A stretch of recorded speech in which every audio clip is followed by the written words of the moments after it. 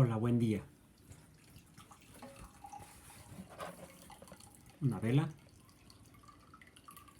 con un plasma, un globo con aire, un gato,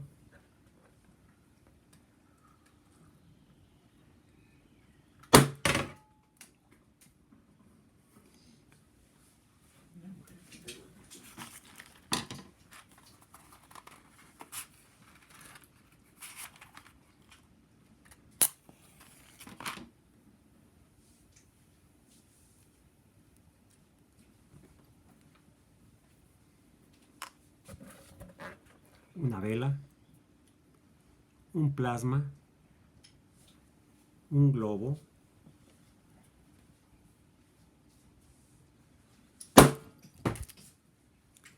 tardó un poco más. ¿Por qué? Incluso ya están limpiando que salpicó. Tardó un poco más porque tenía un poco de agua ese globo. Hemos visto que la materia se puede encontrar en al menos tres estados de agregación distintos. El sólido, el líquido y el gas, como el que tenían los dos globos. Bueno, aquí tengo otro globo, al cual al introducirle gas vemos que aumenta su volumen.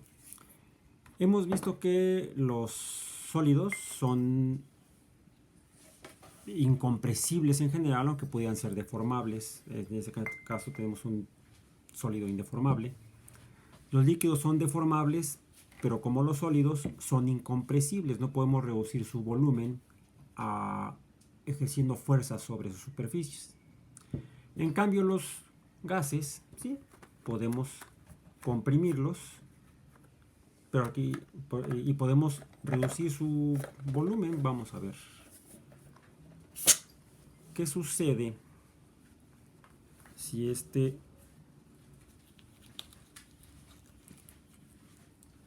recipiente donde puede haber gas,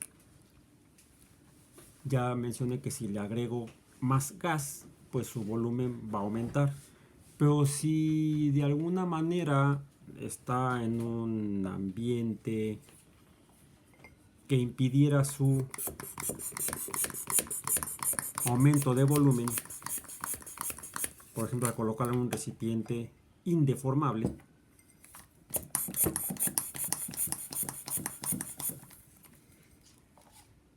¿qué sucederá?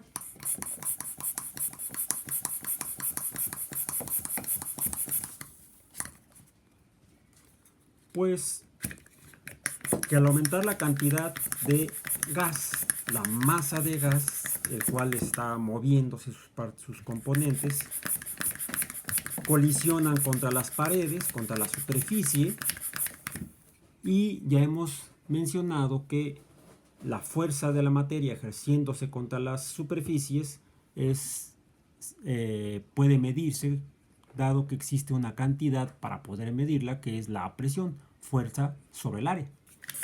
Los gases tienen masa, están en movimiento, están colisionando contra las contra las paredes del recipiente y van ejerciendo presión contra él. Sin embargo, su volumen ya no cambia. ¿Qué llegaría a suceder en un caso aparentemente extremo? Bueno, voy a...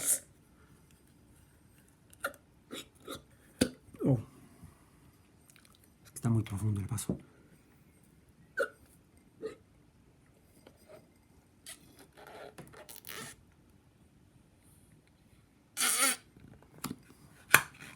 Bueno, pues aumentaría tanto el volumen, aumentaría tanto la presión en el volumen que se mantendría constante, de modo que algo tendría que suceder en la materia, en este caso al gas. Y lo que sucederá es que comenzaría a condensarse, a pasar de fase gaseosa o estado gaseoso a estado líquido, como cuando en otras condiciones de otra cantidad, que también podemos medir y que ya hablamos de ella, la temperatura disminuye. Cuando disminuye la temperatura, los gases se condensan y se tornan líquidos. Es la manera en la que se forman las gotas de agua en las nubes. En las nubes tenemos vapor de agua. Al juntarse se condensan, forman cuerpos líquidos y por el aumento en la masa, dada la acción de la fuerza de gravedad, gravitan y caen como lluvia. Pero ha sido causado por la condensación del vapor de agua en agua líquida. Bueno, también un aumento suficiente de la presión en vapor de agua hará que ésta cambie de estado de vapor a estado líquido. Entonces, los estados de agregación de la materia dependen básicamente de dos cantidades, del valor de dos cantidades que están en sus propiedades, ya sea líquido o gas. Una es la temperatura. Al disminuir la temperatura, un gas pasa de gas a líquido. Pero también al aumentar la presión, el gas va a pasar de gas a líquido.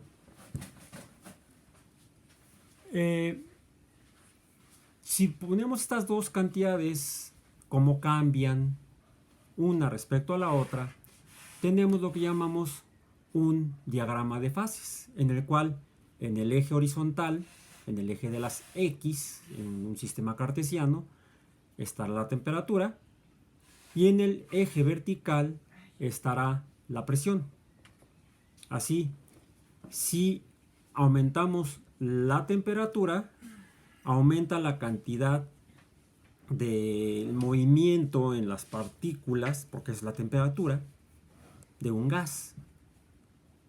Y fue lo que sucedió en el globo cuando empezamos a calentarlo, el aire adentro del globo con la vela, y el gas tendió a aumentar al grado tal que rompió el globo. Llegó al límite de su capacidad de aumento de volumen el globo. En realidad no exactamente así, lo que sucedió fue que se debe haber quemado también el látex del globo. Pero si calentamos el aire o calentamos agua, al calentar el agua pasar también de líquido a vapor, y el vapor va a aumentar su tamaño o el espacio que ocupa, su volumen, y es lo que sucede cuando tenemos café caliente. Espero que esté caliente. Estaba en este recipiente adiabático. ¿Por qué adiabático? Porque no permite la salida de el calor del café que está aquí adentro. Me están diciendo que no está caliente. No, porque es de anoche. No importa, ahorita lo caliento. Si retiramos la tapa, va a salir más fácilmente. Lo hemos transformado a un sistema aislado a un sistema ya abierto. Se le sale la materia y se le sale la energía.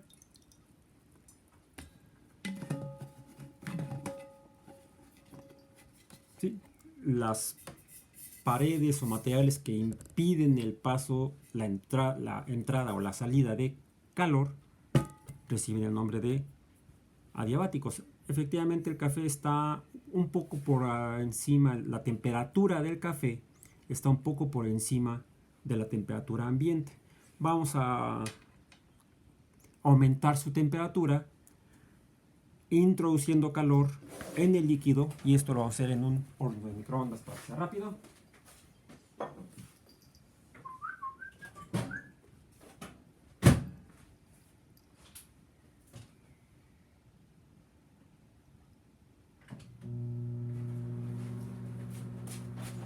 Un minuto.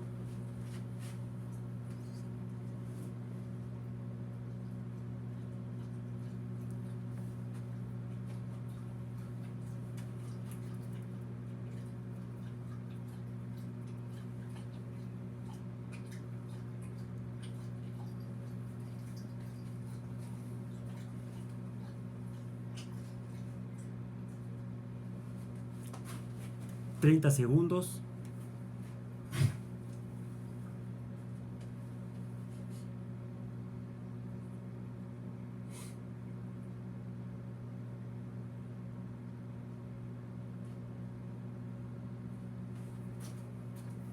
Diez, 9, 8, 7, 6, 5, 4, 3, 2, 1.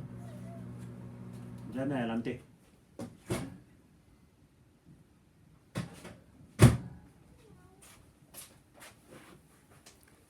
Y ahora lo que vemos es salir vapor de agua. Y está aquí un gato queriendo olfatearlo.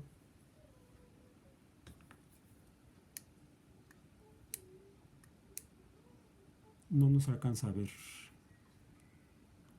la luz del láser a través del vapor de agua. A veces se alcanza a ver un poco. Bueno, vapor. Hemos aumentado la cantidad de calor en el líquido. Las partículas del líquido se empezaron a mover y llegan a moverse a una velocidad tal que empiezan a salir de la fase líquida del líquido y se han tornado en fase gaseosa, el cual, por cierto, si medimos su temperatura va a ser mucho mayor que la del líquido. ¿Por qué? Porque la temperatura es una medida del calor, el calor es movimiento y las partículas de vapor tienen mayor movimiento que las del líquido. Si esto lo ponemos en nuestra gráfica de temperatura horizontal contra presión vertical, dado que las partículas de gas están ejerciendo una mayor movimiento y colisiones contra la pared recipiente, la presión será mucho mayor. Veremos que conforme aumenta la temperatura, aumenta la presión. También sucede en el caso del líquido, pero, y por eso está más caliente que esta agua que está a temperatura ambiente, la cantidad de calor que tiene el café es mayor que la que tiene el agua. Y en esta agua, de hecho, poco de agua, algunas partículas de agua tienen la velocidad suficiente para salir de la fase líquida a la fase de vapor, pero es tan poca la energía o movimiento que tienen que son muy pocas las que salen y muy probablemente rápidamente regresan a la fase de líquido. Es decir, se evaporan, pero también se condensan fácilmente. En cambio, cuando la cantidad de movimiento de las partículas del líquido es suficientemente grande, muchas de ellas alcanzan a salir de la fase líquida a la fase de vapor debido precisamente a esa gran cantidad de movimiento. Han alcanzado la temperatura de evaporación una buena cantidad de partículas de líquido, en este caso de agua. Lo que vemos aquí café no es el agua, sino que son partículas de sustancias del grano de café, fragmentos pequeños, muy pequeños del grano de café, que están mezclados con el agua. Y regresemos un poco a ese tema de las mezclas. ¿Será una solución el café? Voy a poner un poco de este café caliente en esta agua fría. Bueno, menos caliente, con menor. Estoy echando a perder este café al ponerlo en. Pero lo que quiero ver es qué sucede si hago pasar el láser. Tendría que ponerle más, tendría que echar a perder más el café. No, ni modo, es más, lo voy a hacer al revés. Me están haciendo cara fea porque estoy echando agua al café. Sí, eso me lo voy a tomar yo al rato. Puedo alcanzar a ver un poco el haz de luz del láser adentro del café. Es alcanzar un poco la cantidad, el haz de luz del láser adentro del café. Y eso es porque son las partículas del grano de café suspendidas en el medio líquido las que están dispersando la luz. Es la forma en la que podemos distinguir una solución de una suspensión. Una solución, por ejemplo, de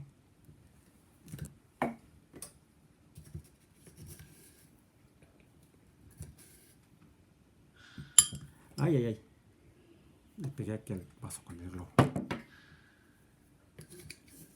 Pues siempre hay que poner un mantel cuando uno está trabajando. O algo que proteja. De azúcar. Azúcar. En agua. Una mezcla de un sólido. Sacarosa en agua. Cuando finalmente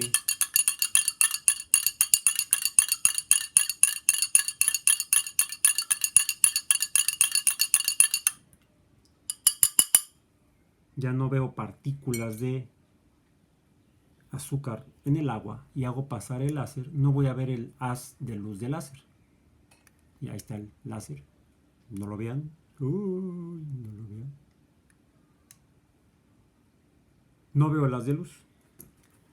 ¿Qué sucede si ahora lo que coloco en esta solución de sacarosa en agua, donde el solvente es el que está en mayor proporción, el agua, y el que está en mayor proporción es el soluto, la sacarosa, le pongo un poco de leche? Bueno, se me pasó. Estoy haciendo aquí cochinadas. Le voy a poner un poco más de agua. Es más agua con café. Más cochinadas. La física sin cochinadas no es física. Ahí alcanzo a ver dentro del líquido un poco de el haz de luz. Lo que sucede es que es tanta la cantidad de materia que he colocado en el agua que ésta está absorbiendo la cantidad de la luz que entra en él. Ya después veremos qué es lo que estamos viendo. Es más, que carambas es la luz. Lo que veo es que las partículas suspendidas de sólido en el líquido, los sólidos que forman parte de la leche, las proteínas como la caseína que forma parte de la leche, dispersan la luz. Bien, aquí estamos ante no soluciones, sino suspensiones, sólidos suspendidos en el medio líquido. Bueno, todas estas propiedades de la cantidad de calor medida como temperatura y la cantidad de movimiento de las partículas en la materia líquida, por ejemplo, o en la materia gaseosa o en la materia sólida, se ven modificadas cuando las partículas componentes de la materia pura, el agua suponiendo que estuviera pura, se modifican al interactuar con las partículas del sólido o del líquido que se agrega a esta sustancia, y entonces ya tenemos una mezcla en la cual tenemos una combinación de componentes y por lo tanto no tenemos una sustancia pura, sino una sustancia de mezcla, ya sea una solución o una suspensión. Y estas partículas mezcladas van a empezar a interactuar y van a cambiar las propiedades físicas del líquido. Por ejemplo, el agua líquida pasa de líquido a vapor cuando aumentamos la temperatura y aumenta el movimiento de las partículas, empiezan a colisionar entre sí e incluso con las paredes del recipiente hasta que vencen la fase líquida, pasan a la fase gaseosa cuando la temperatura del agua ha llegado, si no estuviéramos aquí en la Ciudad de México, sino por ejemplo en un lugar que envidia, en Cancún, en Acapulco, en Veracruz, en Mazatlán, en Londres, es un puerto, una ciudad portuaria, en Nueva York, en Los Ángeles, en ciudades portuarias, en Sydney. Ahí al aumentar la temperatura del agua hasta 100 grados Celsius o 373.15 Kelvin, el agua en su conjunto va a empezar a pasar de fase líquida a fase gaseosa. Se va a evaporar. Hemos llegado al punto de ebullición, donde la gran cantidad de agua pasa paulatinamente de líquido a vapor, porque el movimiento es partículas suficiente, empiezan a tener que moverse tan rápido que se separan y pasan a fase gaseosa. Hemos alcanzado el punto de ebullición del agua. Pero ¿por qué digo que sucede en Sydney, en Londres, en Veracruz y no aquí en la Ciudad de México? Porque por encima del líquido tenemos aire en movimiento y ese mantiene al líquido en fase líquida. El aire en movimiento, las partículas de los gases del aire en movimiento están golpeando contra el líquido sobre la superficie del líquido, entonces hay una presión de los gases del entorno sobre la superficie del líquido. El líquido no alcanza a salir en gran cantidad hacia la fase gaseosa porque la presión del aire lo mantiene. Sin embargo, cuando la cantidad de movimiento de las partículas del líquido es suficientemente grande e igualan la presión de las partículas del gas, entonces las partículas líquidas pueden pasar a fase gaseosa o a fase de vapor cuando alcanzan efectivamente la temperatura de ebullición. La temperatura de ebullición es aquella entonces en la cual la presión de la sustancia a ebullir iguala a la presión del entorno, en este caso la presión atmosférica. Y hay más atmósfera en ciudades al nivel del mar que en ciudades que están por arriba del nivel del mar, digamos la Ciudad de México, Denver, Toluca, La Paz en Bolivia, no La Paz en Baja California porque está a nivel del mar. Están muy por encima de la altura a la cual se encuentra la cubierta líquida de los océanos, de los mares sobre la Tierra. Conforme ascendemos en la columna de atmósfera, la cantidad de gas va disminuyendo. De hecho, disminuye paulatinamente. Poco a poco empieza a disminuir la cantidad de gas por encima de nosotros o alrededor nuestro conforme aumentamos nuestra altura, nuestra distancia desde la superficie del mar. Si llegamos a 100 kilómetros de altura aproximadamente, ya no va a haber prácticamente partículas de los gases de la atmósfera. Hay una aquí, otra por allá. La cantidad de partículas en movimiento es muy pequeña y la presión que ejerce su movimiento sobre los objetos es prácticamente cero. Por supuesto, no lo podemos hacer así nosotros. Tendríamos que llevar un traje, una nave en la cual estemos encerrados en un ambiente de presión suficiente para que nuestros líquidos que están en movimiento no tengan mayor movimiento que los gases que están alrededor, que sean muy pocos, porque entonces los líquidos pasarían a fase de gas o vapor. Sí, si disminuye la presión del entorno, las partículas de un líquido van a pasar a fase de gas o de vapor, van a alcanzar una temperatura de ebullición, vamos a decir, no una temperatura, van a alcanzar una presión de ebullición a una temperatura que no va a ser tan alta. Entonces, el cambio de fase de líquido a gas o vapor puede depender del aumento de la temperatura, porque se calienta, o de la disminución de la presión. Y es lo que observamos en una gráfica a la cual llamamos diagrama de fases, que es aquella que obtenemos cuando graficamos la temperatura contra la presión y vemos cómo cambia el comportamiento de la materia. De una revisión a los diagramas de fase en sus libros de física para que redondeemos este tema del día de hoy.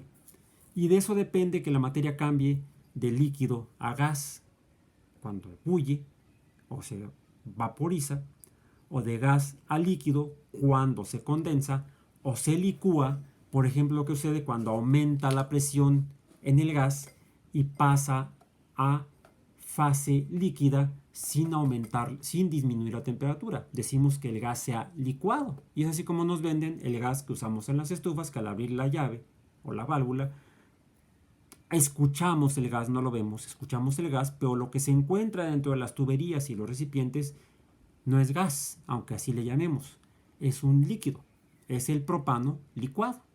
Es el propano líquido que al abrir la llave iguala la presión atmosférica y entonces el gas licuado de propano se transforma de líquido a gas. Todo esto perfectamente medible y predecible en los diagramas de fases de cada sustancia. Cada sustancia pura tiene sus propios cambios de temperatura y presión y su propio diagrama de fases. Bueno, por otro lado hablamos de las soluciones, que son mezclas. Bueno, aquí ya quedó agua azucarada.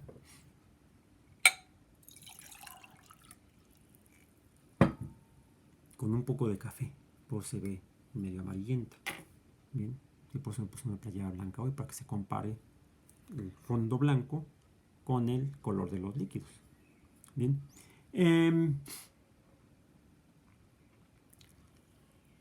El agua ebulle, el agua sola ebulle a 100 grados Celsius o 273 Kelvin si se encuentra el agua sola a presión de una atmósfera. Si la presión aumenta, entonces la temperatura necesaria para que el agua pase de líquido a vapor va a ser mayor. Si la presión es menor, como en el caso de las ciudades que se encuentran por arriba del nivel del mar, pues va a requerir menor movimiento las partículas de líquido para pasar a fase de gas o de vapor, y por eso el agua en lugares como la Ciudad de México no ebulle a 100 grados Celsius o 373 Kelvin, sino que ebulle alrededor de 90 y algo de grados Celsius. Ebulle a menor temperatura porque la presión ambiental es menor. Se requiere menor movimiento de las partículas para pasar de líquido a vapor. Bueno, eso es en las sustancias puras. Con el hecho de ponerle sacarosa al agua, la interacción de las partículas del agua con las de la sacarosa hace que la energía de ellas cambie, y entonces la temperatura de ebullición va a cambiar. Esa propiedad de cambiar de fase líquida a gaseosa, que es exclusiva de cada sustancia a una temperatura a presión siempre igual, cambia cuando hay materia presente junto con esa sustancia. Si a una solución, a un líquido le ponemos un soluto, lo disolvemos, el líquido abundante será el solvente, el agregado será el soluto, la interacción del soluto con el solvente modificará las propiedades de ebullición, por ejemplo, del solvente. A esto decimos que la temperatura de ebullición de una sustancia se ve modificada o depende de, o está relacionada o ligada de la cantidad de materia que tenga disuelta. Así, la cantidad de materia, la concentración de materia disuelta, está ligada a la temperatura de ebullición del soporte, del solvente, y a esto le llamamos una relación o una liga entre propiedades. La concentración de solutos y la temperatura de ebullición del solvente están ligadas, y a esta le llamamos entonces propiedades coligativas. ¿Cuál es un ejemplo de propiedad coligativa? La temperatura de ebullición de un líquido con la concentración de solutos que tenga en él. Al aumentar la cantidad de solutos, va a aumentar la temperatura de ebullición. Pero lo mismo sucede en el caso del cambio de fase de líquido a sólido, que sería la congelación. El agua pura pasa de líquido a sólido a 0 grados Celsius o a 273.15 Kelvin. Es decir, si fuera agua pura, ahorita ya tiene azúcar, tiene café, pero si fuera agua pura y bajo la temperatura de este líquido, del agua, hubiera siendo agua, bajo la temperatura a 0 grados centígrados o 273.15 Kelvin, el agua iría comenzando a solidificarse, a congelarse. Pero dado que ahora tiene algunos solutos algo disuelto, y si yo esta agua la empiezo a disminuir su temperatura, a enfriar, a reducir el calor en ella, voy a ver que la temperatura de congelación, la temperatura a la cual pasa de líquido a sólido, va a ser menor que 0 grados Celsius. También la temperatura de congelación de los líquidos, de los solventes, está ligada a la concentración de solutos que tenga. Entonces, la temperatura de congelación o de solidificación también es una propiedad ligada a la concentración de solutos. Es otra propiedad coligativa. Y esta propiedad coligativa, sin saberlo, para esta explicación, los que hacen paletas en los pueblos, no en las ciudades o en los grandes donde tienen equipo, porque ahí usan compresores y refrigeradores, pero donde no tienen electricidad o no tienen refrigerador o quieren hacerlo en la calle, lo que hacen es poner una cubeta en la que introducen el agua de limón, ¿sí? el limón del agua, lo hacen una suspensión de los componentes del limón en el agua, lo introducen en el recipiente con hielo, pero el hielo está a 0 grados Celsius. Y de acuerdo a la ley cero de la termodinámica, pues el calor del movimiento del líquido pasará se moverá hacia el hielo. La temperatura del líquido es mayor que la del hielo. Debe aumentar la temperatura del hielo y disminuir la temperatura del líquido.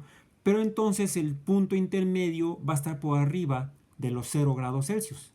El agua del limón, la limonada, no se congelaría, no pasaría a sólido y no tendríamos paletas o helados. Con nieve le llaman, los que se hacen con agua les llaman nieves, los que se hacen con leche se llaman helados. Bueno, ¿qué es lo que hacen entonces en esos lugares para poder disminuir la temperatura del hielo todavía más, para que ahora sí el equilibrio entre la temperatura ambiente del líquido, del agua, de la limonada, con la temperatura del hielo tenga un valor menor a 0 Celsius? Le agregan sal.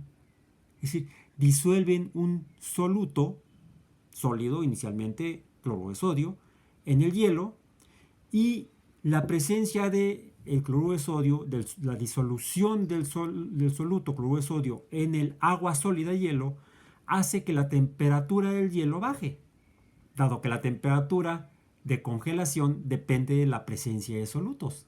Es una propiedad coligada. La concentración de solutos con la temperatura de congelación del líquido.